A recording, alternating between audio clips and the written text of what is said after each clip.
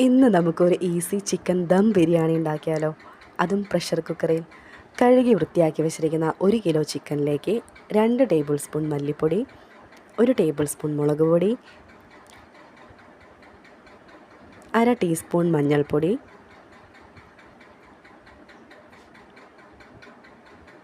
1 teaspoon garam masala, 1 teaspoon കുരുമുളക് പൊടി, 1/2 cup തൈര്, ആവശ്യത്തിന് ഉപ്പും ചേർത്ത് നന്നായിട്ട് മിക്സ് ചെയ്ത് വെക്കാം കേട്ടോ. ഒരു അരമണിക്കൂർ നമുക്കിങ്ങനെ മിക്സ് ചെയ്ത് മാറ്റി വയ്ക്കാം. ഒരു ചട്ടി അടുപ്പത്തേക്ക് വെച്ച് ആവശ്യത്തിന് ഓയിൽ ഒഴിച്ച് കൊടുക്കാം കേട്ടോ. 2 സവോള കനം കുറഞ്ഞ് അരിഞ്ഞ് ഇട്ട് കൊടുക്കാം. സവോള നല്ല ബ്രൗൺ നിറമാവുന്നത് വരെ ഇളക്കി കൊടുക്കാം കേട്ടോ. അങ്ങനെ സവോള വറുത്ത അതേ എണ്ണയിലേക്ക് തന്നെ കുറച്ച് അണ്ടിപ്പരിപ്പും കുറച്ച് മുന്തിരിയും വറുത്തെടുക്കാം കേട്ടോ.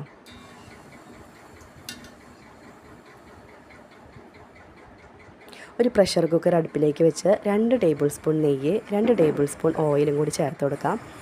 അതിലേക്ക് 2 കഷ്ണം പട്ട, 4 ഗ്രാമ്പു, 4 ഏലക്കായ ഇതൊക്കെ ചേർത്ത് കൊടുക്കാം കേട്ടോ.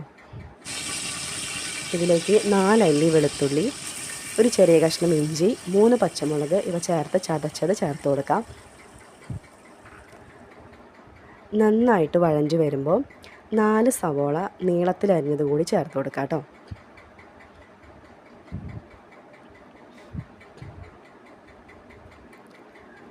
സവോള നന്നായിട്ട് വഴഞ്ഞു വരുമ്പോൾ അതിലേക്ക് 2 തക്കാളി ചെറുതായി അരിഞ്ഞത് കൂടി ചേർത്ത് കൊടുക്കാം.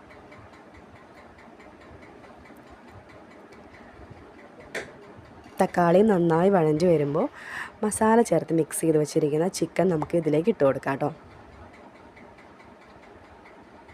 ഇതിലേക്ക് 4 കപ്പ് തിളപ്പിച്ച വെള്ളം ഒഴിച്ചു കൊടുക്കാം. നമ്മൾ 4 കപ്പ് റൈസ് ആണ് എടുക്കുന്നത്, ജീരകശാല റൈസാണ് കേട്ടോ. അങ്ങനെ വെള്ളം തിളച്ചതിന് ശേഷം നമുക്ക് കഴുകി വെച്ചിരിക്കുന്ന ജീരകശാല റൈസ് അതിലേക്ക് ഇട്ട് കൊടുക്കാം കേട്ടോ.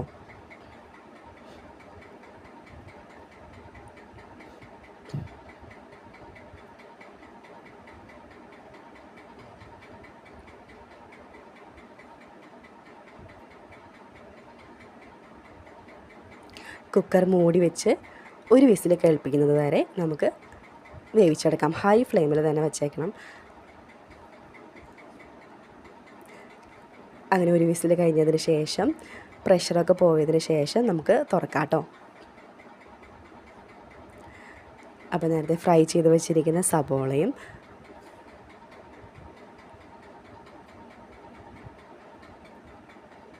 അണ്ടിപ്പരിപ്പും മുന്തിരിയും ചേർത്ത് കൊടുക്കാം കേട്ടോ.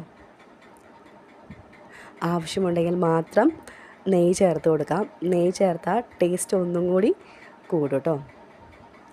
നല്ല അടിപൊളി ചിക്കൻ ദം ബിരിയാണിയാണ് കേട്ടോ. ഇവിടെ ഇതിൻ്റെ മണം അത്രയ്ക്കും നന്നായിട്ട് വരുന്നുണ്ട് കേട്ടോ. അത്രയും ടേസ്റ്റുമാണ് ഈ ബിരിയാണിക്ക് കേട്ടോ.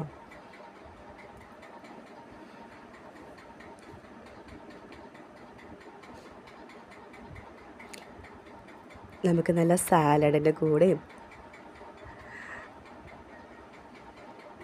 അച്ചാറിൻ്റെ കൂടെ ചേർത്ത് കഴിക്കാം കേട്ടോ. നല്ല അടിപൊളി ടേസ്റ്റായിരുന്നു കേട്ടോ ഈ